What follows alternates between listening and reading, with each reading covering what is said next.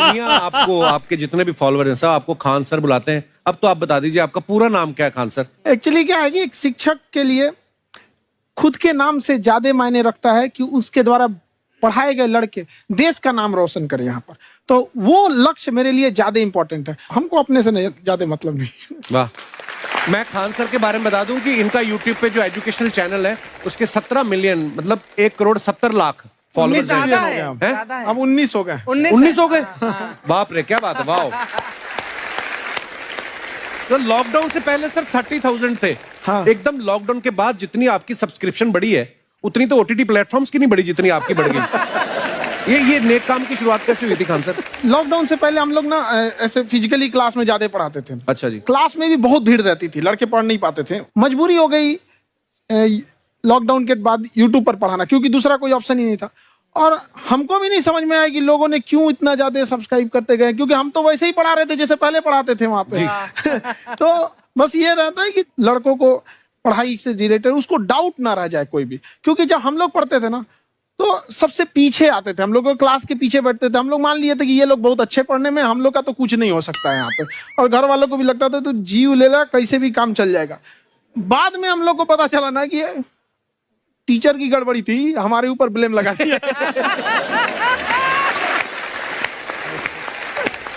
Sir आइए, बहुत बहुत स्वागत है आपका। वाकई एक्चुअली अगर पढ़ाने का तरीका इतना सरल हो, आसान हो, जैसे ना सर मुझे बचपन में ना मुझे हिस्ट्री का पढ़ने का बड़ा मजा आता था।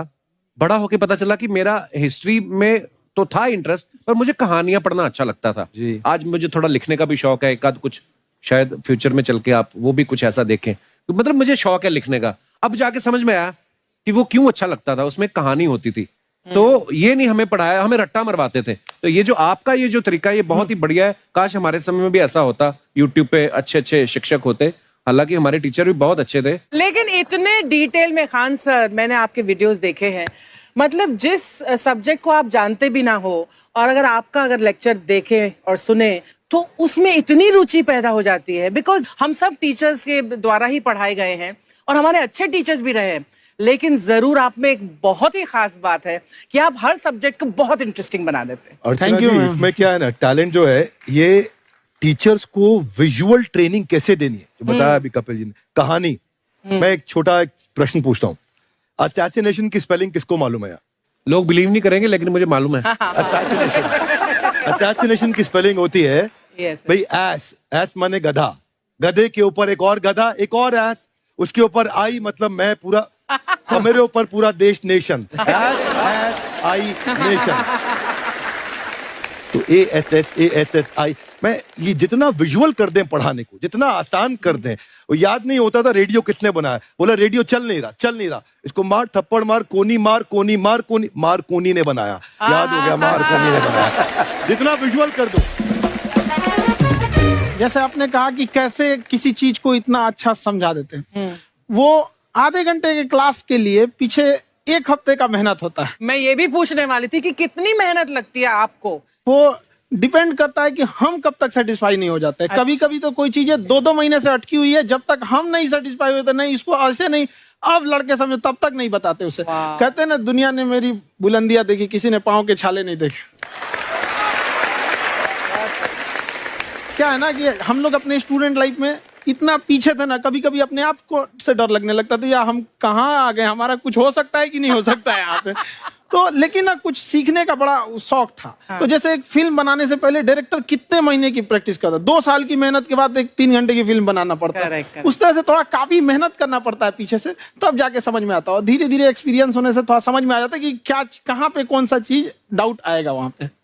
और आपसे पढ़ाई करने का ये भी फायदा है कि ये पीट नहीं सकते ना यूट्यूब चैनल से, अंदर से निकल के थप्पड़ भी नहीं मार सकते। हमें तो पीटा इतना है ना, हम तो मतलब टीचर से सवाल नहीं पूछ सकते थे। अभी बचपन में पूछ भी लिया ना कि सर सूरज कितना दूर है, तुझे जाना है उधर। मतलब ये नहीं कि बच्चे के साथ दोस्ती करो, उसके साथ। आजकल माहौल बहुत बदल गया है, अब तो बच्चों की पिटाई भी नहीं होती, हमारे टाइम बड़ी पिटाई होती थी। हम भी कहते हैं, हमसे भी लड़के नहीं पूछते हैं, क्योंकि उन्हें पूछने की नौबत ही नहीं आती है। क्लियर हो जाता है ऐसे ही। वाह, क्या बात है। मैंने देखा है सर आपके फॉलोअर्स में रवीना टंडन भी है एक। तो जब आप आए, कितनी मुस्कुराहट आई खान साहब आपकी। तो जब कभी आप कोई नया वीडियो डालते हैं तो आप उनको पर्सनली मैसेज करते हैं कि किसी अरे, चीज पे अरे। डाउट हो तो कॉल मी एनी टाइम, ऐसा करते हैं आप? अच्छा, विवेक सर के बारे में हमने सुना है कि किसी को बिजनेस रिलेटेड प्रॉब्लम हो तो ये 5 सेकंड के अंदर जवाब दे देते हैं। जब भाभी जी आपको तैयार होने के बाद पूछती मैं कैसी लग रही हूँ, 5 सेकंड में जवाब दे पाते हैं आप?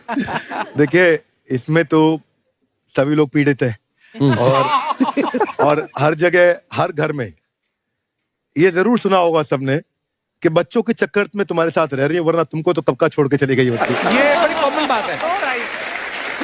So right. परमीत सर बोलते हैं आपको ऐसा? आप तो कभी नहीं बोलती होंगी। इनका उल्टा है, इनका एटीट्यूड पति वाला है वैसे, तो इसलिए। क्या प्रॉब्लम है? नहीं, कोई औरतों को problem। मतलब मर्दों से कम बिल्कुल मत समझे। नहीं ठीक है, पर ऐसे मुक्के वगैरह नहीं मारने चाहिए आपको।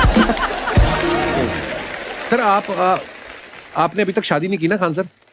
नहीं। इतने पॉपुलर हो गए आप, आपका सेंस ऑफ ह्यूमर इतना अच्छा है, तो बड़े सारे प्रपोजल तो आते होंगे आपको। अभी तो इधर कुछ नहीं है ऐसा। खान सर पर्सनल सवालों का जवाब कम देते हैं। अच्छा, जैसे हम शादीशुदा लोगों को देखने के बाद हमको थोड़ा सा और अच्छा कई बार ना इंसान ज्यादा मोटिवेशनल स्पीकर्स को सुन लेना तब भी कंफ्यूज हो जाता है। कोई कहता है बड़े सपने देखो, गाड़ी लो, बैंक बैलेंस बनाओ। कोई कहता है कि इच्छाएं नहीं रखनी चाहिए, ये दुखों का कारण है। हम किसकी सुने गुरुजी? सुने सबकी, करे खुद की। जो दिल से निकले। दिल से निकले, क्योंकि जो सुनते हैं हम कई बार सुनते हैं और उसको खुद की प्रोसेसिंग करते ही नहीं है, और जब दूसरों की बातें सुनकर बिना प्रोसेस करके फॉलो करने लगते, उसी को तो हम अंधश्रद्धा कहते हैं। बिल्कुल। उसको प्रोसेस करे, अपने दिल से जो रेजोनेट होता है उसको सोचे और फिर करें। मम्मी सुना, मेरी मम्मी के आगे डॉक्टर फेल है। मम्मी की जो सहेली ऑन द स्पॉट इसके साथ बैठी है और इनको अगर कोई प्रॉब्लम है, फॉर एग्जाम्पल कोई शुगर की प्रॉब्लम है, तो उन्होंने जो बोल दिया वो अंतिम सत्य है। ले मैनू फलानी कहती है ऐ खाड़ो तो ऐ हो जाता है। ये सवाल मैंने आपके लिए पूछा था। I wanted to ask Khan sir कि आपका एक एपिसोड था ट्रेन के बारे में, कि ट्रेन में ऐसा क्यों होता है, शुरुआत में ऐसा हुआ था, ये यहाँ पर बोगी के लिए ये कनेक्शन, तो ये सोर्स क्या होते हैं आपके, कहाँ से आपसे ढूंढ सुन के लेंगी, लाते उसके हैं? बाद खुद का चैनल शुरू करेंगी। कुछ चीजें तो ऐसे डायरेक्टली मिल सकती हैं और नहीं तो वहाँ ऑन द स्पॉट जाके वहाँ पे पूछ लेते, जो वर्कर होते हैं ना उन लोग को ज्यादा आइडिया रहता है, उन लोग से वो पूछ लेते हैं कि ये कैसे काम करता है, तो वो ज्यादा कोशिश करते हैं कि हम किसी चीज को खुद से अगर जाने रहेंगे तो ज्यादा अच्छे से डिलीवर कर सकते हैं। तो कई बार वहाँ यार्ड वगैरह में भी चले जाते हैं पता करने के लिए। लेकिन बहुत इंटरेस्टिंग था। हवाई जहाज पर भी बनाइए। आप कहती हैं तो एक उस पर भी बना ही देंगे। बहुत शुक्रिया जी। अच्छा सर, कई बार ना माँ बाप भी, जो मैं ये कहूंगा कि उनकी गलती होती है कि अगर बच्चा आपका 4-5 साल का है, आप शुरू से उसके मन में डालना शुरू कर देते हो कि ये तो इंजीनियर बनेगा। हो सकता है बाप इंजीनियर हो, वो चाहता है कि जरूरी तो नहीं है। अब मेरे पिताजी पुलिस में थे जी, मेरे मामा सब आर्मी में थे, मैं अकेला इस फील्ड में निकला है, मुझे ये चीज अट्रैक्ट करती थी। ये कहाँ तक सही है सर? जी मेरे हिसाब से तो बच्चों पे कभी प्रेशर नहीं डालना चाहिए, लेकिन साथ ही साथ हमको ये भी देखना चाहिए कि जैसे एल्बर्ट आइंस्टाइन ने एक बहुत अच्छी बात बताई थी, अगर एक खरगोश हो, एक बंदर हो, एक हिरन हो, एक शेर हो और एक मछली हो, उन सब को आप एक कतार में खड़ा कर दीजिए और उन सब के लिए एक ही टेस्ट हो कि आप पेड़ पे सब लोग कैसे चढ़ पाए। बहुत खूब। ओके, अब सबको एक टेस्ट कैसे दिया जाए? मछली तो आत्महत्या कर लेगी सोच के कि मैं तो कोई पास ही नहीं होंगी, ये मछली कैसे पेड़ पे चढ़ेगी? राइट। लेकिन कई बार ऐसे हो गया ना कि एजुकेशन सिस्टम ऐसी बन गई कि बस ग्रेड्स हो गए, सब्जेक्ट्स पढ़ने हैं, Right. जो भी किया है और वो भी जरूरी है, लेकिन वो करते करते बच्चों के जो इंटरेस्ट है, बच्चों की जो पैशन है, उसमें उनको एंकरेज करना बहुत ज्यादा जरूरी है। एक पिताजी एक बार अपने बेटे को ऐसा चाटा मारे जोर से, तो पड़ोसी ने पूछा क्यों मार रहे जी? बोला कल रिजल्ट है इसका। कल रिजल्ट? तो बोले रिजल्ट कल है ना साहब, तो आज क्यों मारने? कल बाहर गाँव जा रहा हूँ, कल का काम आज निपट के करता हूं। कहने का मतलब ये है कि आप देखिएगा कि अगर आप बच्चों को अपने कॉम्पिटेंस के हिसाब से नहीं देंगे तो ये चाटे खाते रहने पर फेल ही होते रहेंगे। बहुत खूब। ओके। अच्छा, विवेक सर का एक कहना है कि बच्चों का अगर 95% से ज्यादा मार्क्स आते हैं वो भी खतरनाक होते हैं। 75 से 85% वाले जो बच्चे होते हैं लाइफ में बड़ा अच्छा करते हैं। अच्छा। कभी किसी पेरेंट्स ने आगे कहा है कि आपकी वजह से मेरा 95% वाला बच्चा 75 पे आ गया?